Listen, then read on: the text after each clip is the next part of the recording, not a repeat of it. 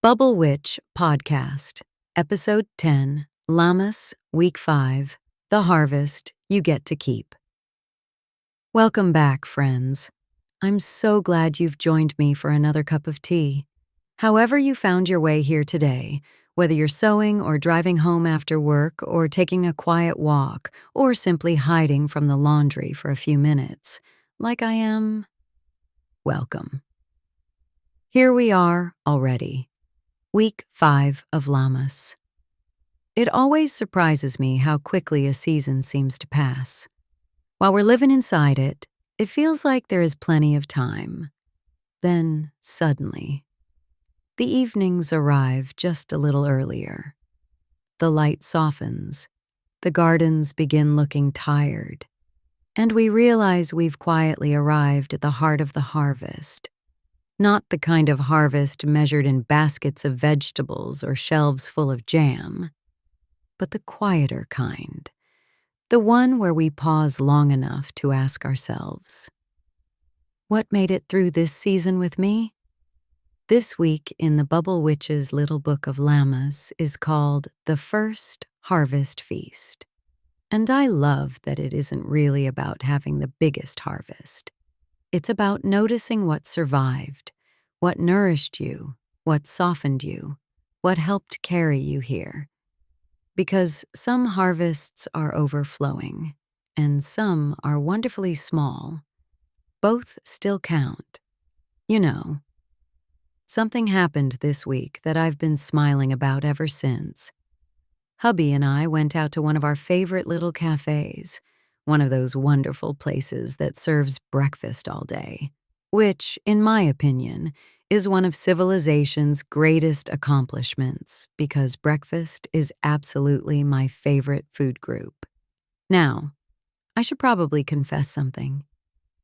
Hello, my name is Mystery, and I am a pancake snob. Not just a little bit. A full-fledged, unapologetic pancake snob. They have to be just the right size, about the size of a tea saucer. Most restaurants make these giant pancakes that take up half the plate, and I just can't do it. They're too big. The middle stays a little gooey, the edges get dry. It's all wrong.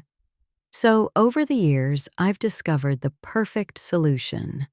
I order a Mickey Mouse pancake, 3 smaller circles, perfectly cooked every time. Then I ask them to add chocolate chips. In fact, I've done it often enough that a couple of local restaurants actually keep chocolate chips around just for me. This time, I got a little fancy. I ordered fresh whipped cream with them. Oh my goodness, they were absolutely wonderful. Chocolate chips. Butter, no syrup, fresh whipped cream. I was one happy bubble witch. When we finished eating, I went up to pay. The owner looked at the ticket, smiled, and asked how everything was. Well, you know me. I happily explained how perfect the pancakes were, how they were cooked just right, and how I'd even treated myself to whipped cream today. She laughed and smiled and said, "So, letting your inner child out today?" Without even thinking, I answered, "Nope, they're always out.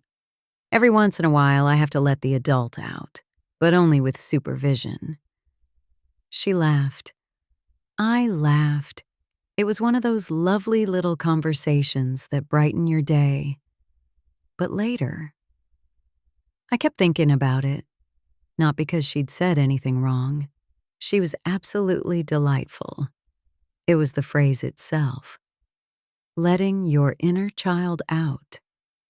And I realized, I don't really understand that expression. Not because I don't understand what people mean. I understand exactly what they're trying to say. They're talking about giving themselves permission to play, to laugh, to enjoy something silly, to be delighted. But here's the part that makes me pause.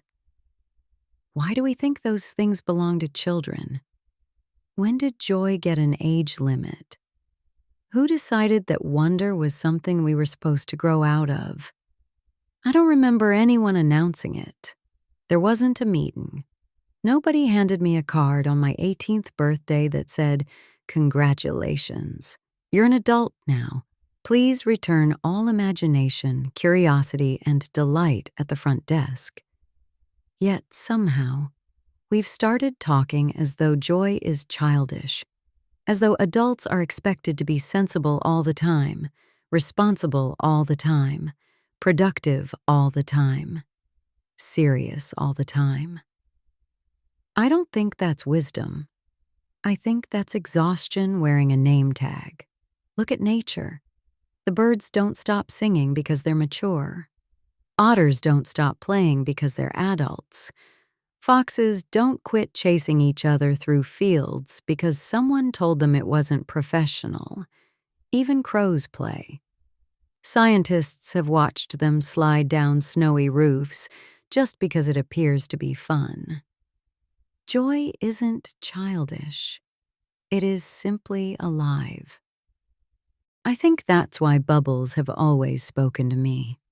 They don't solve problems. They don't make us richer. They don't check anything off a to-do list. They simply exist for a few beautiful seconds. And yet, I've watched exhausted adults stop walking just to watch one float by. I've watched grandparents laugh, teenagers forget to be cool, business people in expensive suits reach out to pop them. Children don't teach us how to enjoy bubbles. They simply haven't forgotten yet. I don't think I have an inner child. I think I have a whole person. A person who enjoys tea, who pays taxes, who runs businesses, who honors contracts, who shows up when people need me.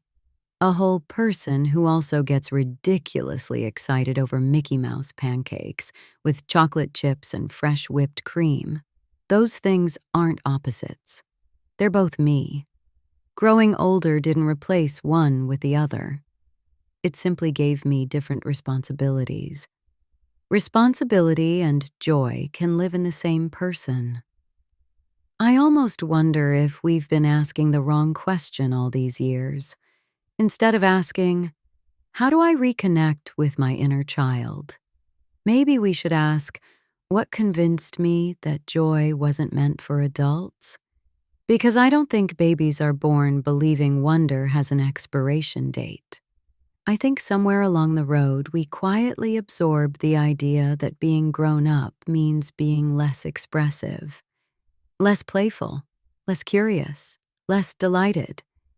Nobody teaches it outright. We simply see it modeled over and over until we begin believing it ourselves. And what a shame that would be, because if we lose those things, what exactly have we gained? Something I've realized this season is that one of the greatest harvests isn't something you grow. It's something you refuse to lose. Wonder, curiosity, playfulness, the ability to be completely delighted over the perfect pancake, to laugh at bubbles floating through golden evening light, to collect tiny treasures in your pocket, to smile when you find a perfectly shaped leaf. Those things don't belong just to children. They belong to every living human. Some people simply forgot they were allowed to keep them. This week in the book asks us to notice what survived the season. We are not just talking about gardens, or bread, or baskets. I think it's asking a much quieter question. After everything life has handed you, after all the responsibilities, after the disappointments, after the ordinary Tuesdays and unexpected Wednesdays, what parts of yourself are still alive? Can you still laugh? Can you still be curious?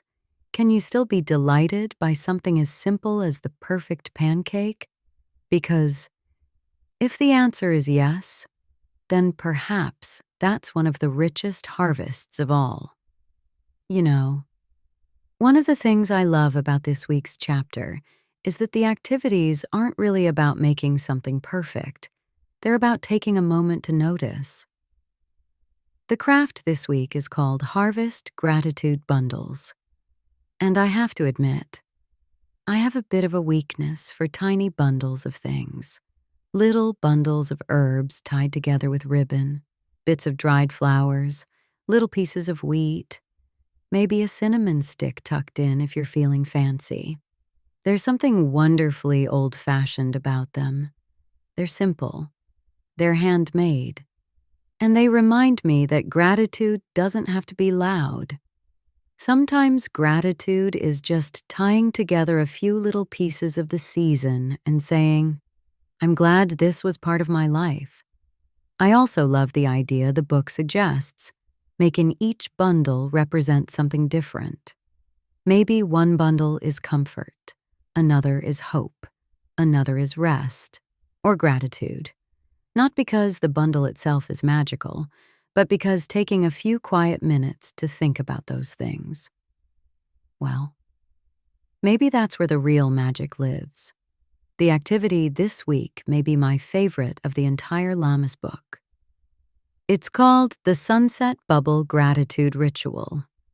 Now, don't let the word ritual scare you. Around here, that simply means doing something with intention. That's all. The instructions couldn't really be much simpler. Go outside near sunset if you can. Blow a few bubbles, watch them drift through that beautiful golden evening light, and while they float away, think about what survived this season, what nourished you, what you're grateful for, what you're ready to carry forward, and maybe what you're finally ready to set down. I don't know if it's because I've spent so many years blowing bubbles, but I've noticed they have a way of slowing us down.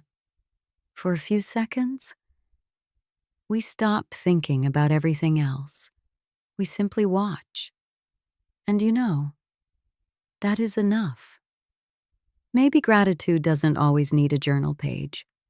Maybe sometimes it just needs one bubble catching the light before it disappears into the evening sky. Then there is this week's recipe: blackberry crumble. Now, I have a suspicion that warm fruit desserts have been helping humans survive seasonal transitions for a very, very long time. There's something about a warm crumble coming out of the oven. The smell fills the whole house. You put the kettle on for tea. Maybe you add a little scoop of vanilla ice cream if you're feeling especially rebellious. And suddenly, everything feels just a little softer.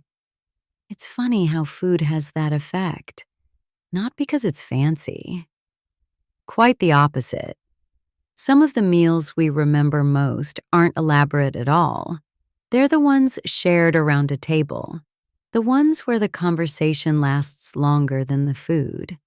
The ones where someone reaches for one more helping while telling a story everyone has already heard 3 times. Those meals become part of the harvest, too.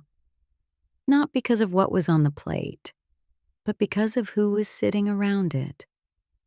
As I was reading this week's chapter, one sentence kept coming back to me.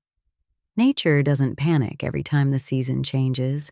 It simply gathers what matters and keeps turning. I think that's beautiful advice, not just for lammas, but for life. We don't have to carry everything. We don't have to make every season bigger than the last one. Sometimes all we need to do is notice what mattered, give thanks for it, and carry those few precious things with us as the wheel turns once again. Now, before we finish our tea together today, let's see what the tiny season companion has waiting for us this week. You all know by now, I don't peek ahead. I like to be just as surprised as you are. So let's see. Oh, now that is funny. This week's card is a gather card. It simply says, gather a moment of play. Well, I don't think we could have pulled a more perfect card if we'd tried. After spending this entire episode talking about joy, about Mickey Mouse pancakes, about bubbles, about wondering why adults think they need permission to play, here comes this little card, not saying, gather another accomplishment, not gather another responsibility, not even gather another harvest, just gather a moment of play. I love that because it doesn't ask for an afternoon or a weekend or an expensive vacation. Just a moment.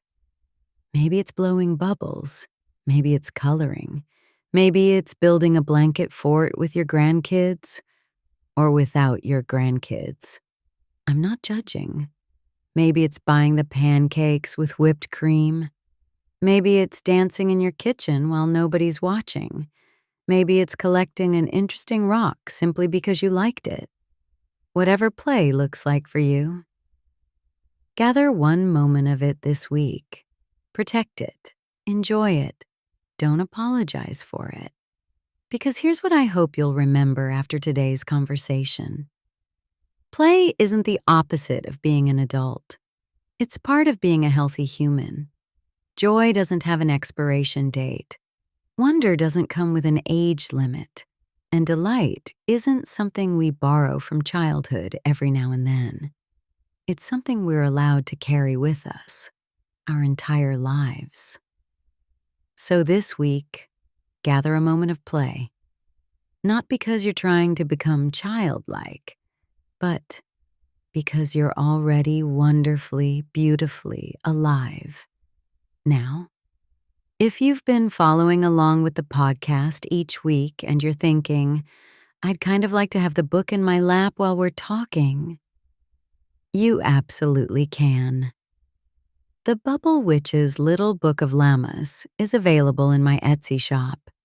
It's filled with everything we've been talking about throughout the season: the weekly reflections, crafts, recipes, journal prompts, gentle activities, and all of the wonderfully quirky little Bubble Witch notes that have a habit of making me laugh while I'm writing them. If you've ever wondered where all of these conversations begin, that's where they live. And if you enjoy the little card we pull at the end of each episode, you can have one of those too. The tiny season tin includes your own set of seasonal companion cards, so you can draw a little invitation each week right along with me. It also comes with a companion journal and because no Bubble Witch project ever feels quite complete without them. Stickers. 'Cause honestly, life is just a little more fun with stickers. Whether you use them in your journal, decorate your tea tin, or simply hoard them because they're too cute to use. I completely understand. No judgment here. If you'd like to explore everything in the Lammas collection, you'll find it all in my Bubble Witch Workshop Etsy shop. And if you've already brought some of the seasonal collection into your home, thank you. Truly. Every order helps me keep creating these little seasonal moments, sharing this podcast each week, and encouraging people to slow down long enough to notice the magic that's already around them. And so, as we come to the end of another cup of tea together, I hope you'll carry one little thought with you this week. Joy isn't something we leave behind when we grow up. It's something we choose to carry forward. Maybe that's one of the greatest harvests of all. Not how much we've accomplished, not how busy we've been, not how many boxes we've checked, but whether we've managed to hold on to the parts of ourselves that still laugh, still wonder, still notice, still stop to watch bubbles floating through the evening light, still order the Mickey Mouse pancakes with chocolate chips and whipped cream because they make us smile. The wheel keeps turning. The seasons will keep changing. Life will continue asking things of us. There will always be responsibilities. Laundry has an uncanny ability to reproduce when no one is looking. The dishes never seem to applaud when you finish them. And tomorrow's to-do list has probably already started writing itself. But somewhere in the middle of all of that, I hope you'll gather a moment of play, not because you're trying to become childlike, but because you're wonderfully, beautifully, gloriously human. Thank you for spending another little piece of the season with me. Whether you've been following along in the Bubble Witch's Little Book of Lammas, drawing cards from your own tiny season tin, or simply stopping by each week with a cup of tea, I'm grateful you're here. Next week, we'll bring our Lammas season gently to a close as we step into the space in between. That quiet little pause before the wheel turns once again toward Mabon. Until then, take gentle care of yourself, make a little magic, embrace a little mischief, accept the occasional chaos, and never let anyone convince you that joy has an age limit. Because it doesn't. I'll meet you again, somewhere between the bubbles and the tea.